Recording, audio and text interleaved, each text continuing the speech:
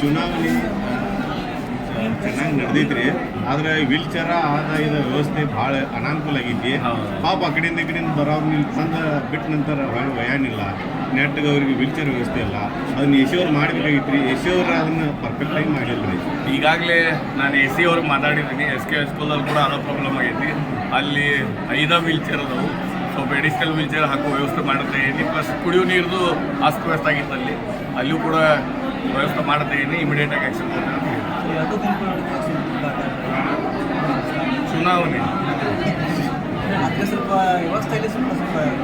ವ್ಯವಸ್ಥೆಯಲ್ಲಿ ಜನರಿಗೆ ಸ್ವಲ್ಪ ಸರ್ಕಾರ ಅಂತೂ ವಿಫಲ ಆಗಿದೆ ವ್ಯವಸ್ಥೆ ಮಾಡೋದ್ರಾಗ. ಮತ್ತು ಪೊಲೀಸರು ಯಾರು ಪರ ಅದಾರನ್ನು ನೀವು ನೋಡ್ಕೋಬೇಕು.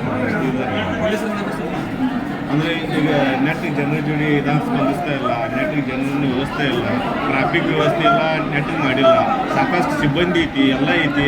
ಆದರೂ ಅಲ್ಲಿಂದ ಇಲ್ಲಿ ಬರ್ಬೇಕಾದ್ರೆ ನಿರ್ಲಿಂದ ಇಲ್ಲಿ ಕಮತ್ನೂರು ಗೇಟ್ ನಿರ್ಲಿಂದ ಬರ್ಬೇಕಾದ್ರೆ 2-2.5 ತಾಸು ತನಕ ಆಗೋದೈತಿ. ಇದೆಲ್ಲ ಅಸ್ತವ್ಯಸ್ತತೆ ಆಗೋದೈತಿ. ಇದ್ರ ಬಗ್ಗೆ ನಾನು 2-3 ದಿವಸದಿಂದ ಅವರಿಗೆ ಹೇಳ್ಕೊಂಡು ಬಂದಿದ್ದೀನಿ.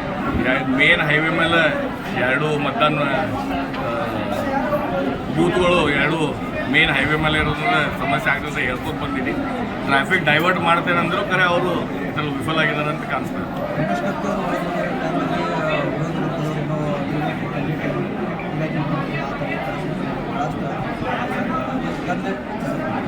ಯಾಕಂದ್ರೆ ಹುಕ್ಕೇರಿ ಏಕದಮ್ ಶಾಂತತೆ ಇರೋದು ಮತದಾನ. ಆದ್ರೂ ಈ ಟೈಮ್ದಾಗ ಪೊಲೀಸ್ ಬಂದೋಬಸ್ತ್ ಐತೆ, ಎಲ್ಲ ಐತೆ. ಆದ್ರೂ ದುಮ್ಮಿಡಿ ಟ್ರಾಫಿಕ್ ಇನ್ನೂ ಕಡಿಮೆ ಆಗ್ತಾ ಇಲ್ಲ. ಇದು ಯಾವ ಸ್ಟೈಲ್ ಚುನಾವಣೆ ಈಗಾಗಲೇ ನಾನು ಮಾತಾಡೀನಿ. ಸುಳ್ಳ ಹೊಳ್ಳೊಳ್ಳಿ ನನ್ನ ಕಡೆ ಹೇಳಿಸ್ಬೇಡ.